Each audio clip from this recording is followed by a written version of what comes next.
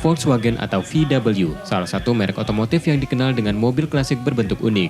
Di Indonesia, mobil merek ini punya banyak penggemar meski tak muda lagi.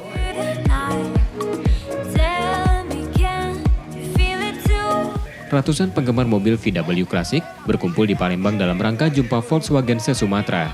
Namun tak hanya dari Sumatera, sejumlah peserta juga datang dari Pulau Jawa seperti Bekasi dan Tasikmalaya. VW yang hadir umumnya berjenis kombi, battle atau kodok dan safari. VW tersebut dari berbagai rentang umur produksi, mulai dari tahun 60-an hingga 80-an.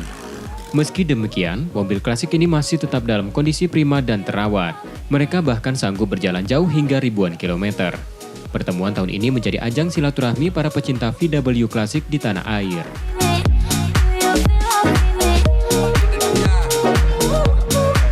Dari jenis VW kombi, VW kodok, Safari, dan ada Caravelle yang termuda.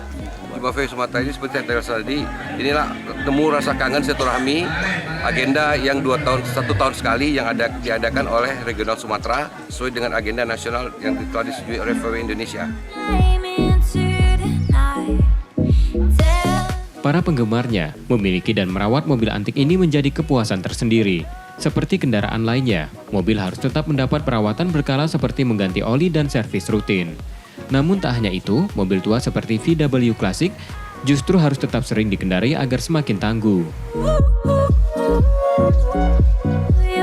Nah, seperti mobil PW ini juga harus kita tetap lakukan perawatan, ganti oli, servis rutin, dan lain sebagainya. Terus semakin mereka sering diajak berjalan jauh, kendaraan ini semakin tangguh. Artinya dengan koleksi-koleksi yang di rumah, itu si mobil mungkin dalam kondisi bagus, tapi untuk kesempurnaan dari mesin ataupun kaki-kaki itu akan kurang. Tapi kalau sering diajak berjalan, itu sangat luar biasa.